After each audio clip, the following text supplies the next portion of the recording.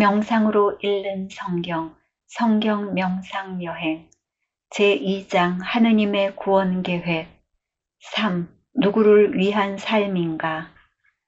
그 고장에는 들에 살면서 밤에도 양떼를 지키는 목자들이 있었다. 그런데 주님의 천사가 다가오고 주님의 영광이 그 목자들의 둘레를 비추었다. 그들은 몹시 두려워하였다. 그러자 천사가 그들에게 말하였다. 두려워하지 마라.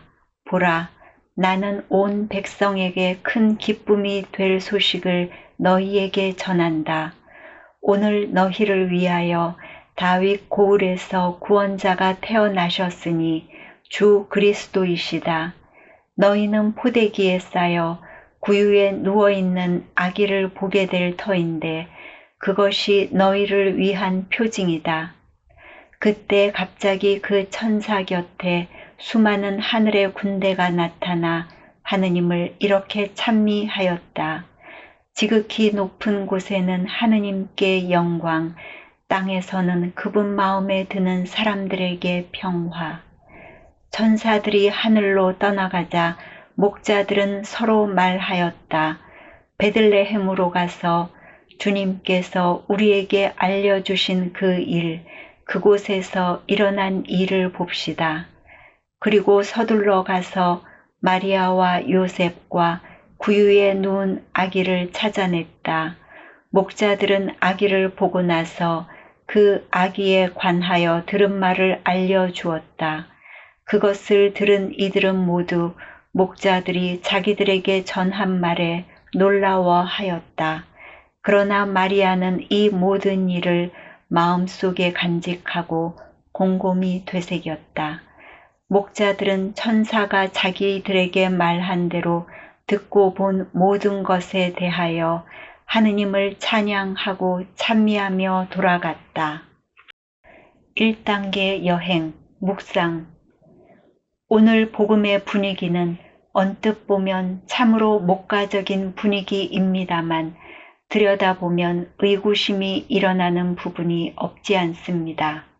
먼저 성탄에 목자들이 굳이 등장해야 할 이유가 있는가 하는 점입니다.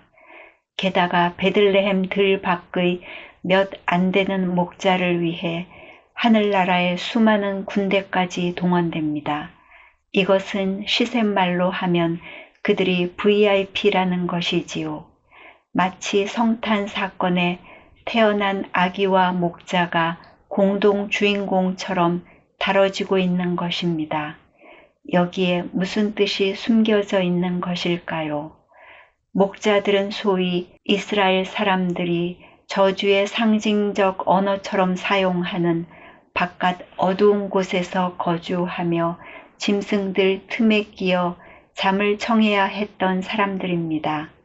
밤에는 들짐승들로부터 양떼를 지키기 위해 돌아가면서 보초도 서야 했기에 잠도 마음껏 잘 수 없는 고단한 생활을 하던 무리였습니다. 이런 목자들은 당시의 기존 사회 질서 안에서는 아웃사이더일 수밖에 없었던 것입니다. 그들은 바리사이들이 입버릇처럼 하는 소위 율법도 모르는 저주받은 족속, 부류에 끼는 백성들이었던 것입니다. 그럼에도 불구하고 목동들은 나름대로의 자부심을 가지고 있었는데 그것은 이스라엘 역사상 가장 위대한 왕인 다윗도 한때는 목동이었다는 사실입니다. 그리고 그들 마음 속으로는 비록 아무도 몰라주는 외딴 곳에서 천시받으며 생활하지만 하느님께서는 다윗을 뽑으셨듯이 자신들도 돌보시리라는 믿음을 가지고 살아갔다는 것입니다. 여기서 우리는 메시아의 탄생과 목자들의 삶 간에 감추어진 어떤 연관성을 감지하게 됩니다. 그것은 바로 계시와 믿음 간의 어떤 상관관계입니다. 메시아에 관한 계시는 예언서에 기록되어 있지만 메시아를 만날 수 있는 초대장인 믿음은 예언서에서 나오는 것이 아니라 자신의 삶으로부터 준비된다는 것입니다. 메시아가 다윗의 가문에서 나온다는 계시는 이미 예언서에 기록되어 있고 예언서를 읽을 줄 아는 사람은 누구나 잘 알고 있던 사실이었습니다. 당시 그를 독차지하고 있던 바리사이나 율법학자, 대사제들은 메시아에 관한 예언서의 기록을 훤히 꿰뚫고 있었으며 또 메시아를 기다리고 있었습니다.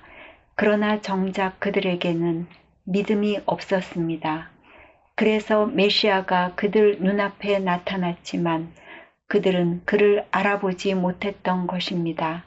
반면에 목자들은 일자무식이라 예언서를 읽을 줄도 몰랐습니다.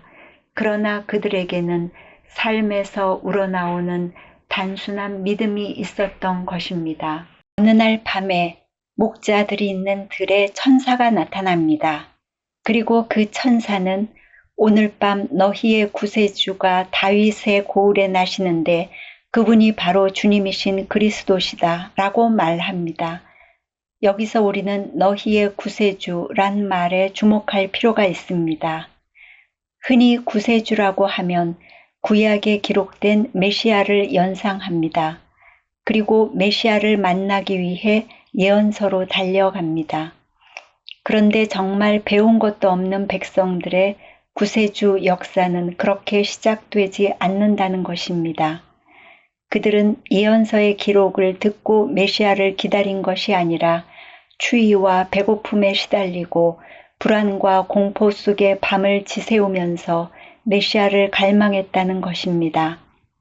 다시 말해 그들의 메시아 역사는 그들의 가난한 처지로부터 싹트고 자란다는 것입니다. 그것이 너희의 구세주란 말이 함축하고 있는 뜻입니다. 구세주를 향한 갈망이 그들의 삶에서부터 시작된다는 이 말은 구세주의 탄생 또한 그들의 삶과 어떤 식으로든지 연관 지워지지 않으면 안 된다는 것을 의미합니다. 여기서 우리는 너희의 구세주라는 징표로 갓난 아기가 구유에 누워있는 것이라고 한 천사의 말의 뜻을 알아듣게 됩니다. 목동들에게 이것이 어떻게 그리스도를 알아보는 징표가 될까요? 우리는 목동들이 밤에는 들에서 양떼들 틈에 끼어 그들의 체온으로 몸을 녹이면서 잔다는 사실을 상기할 필요가 있습니다. 그런 그들의 잠자리와 마구간의 구유, 양떼들 틈에 끼어 누운 그들과 말들 틈에 누워있는 아기 사이에는 뭔가 통하는 점이 있는 것입니다. 다시 말해 갓난아이가 구유에 누워있다는 이 사실이 그들에게 기쁜 소식이 되는 것은 그들과 아기 사이에 있는 처지의 동질성 때문입니다. 같다는 것입니다. 이것은 거룩한 아기가 목동들이 잠자리에서 탄생한 것을 의미합니다.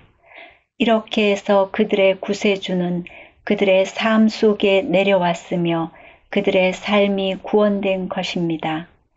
이제는 가족들과 떨어져 들에 나온 자신의 처지를 외로워하지도 다른 사람들의 삶을 부러워하지도 않게 되었습니다. 그들은 오늘 밤 또 다른 다윗이 된 것입니다.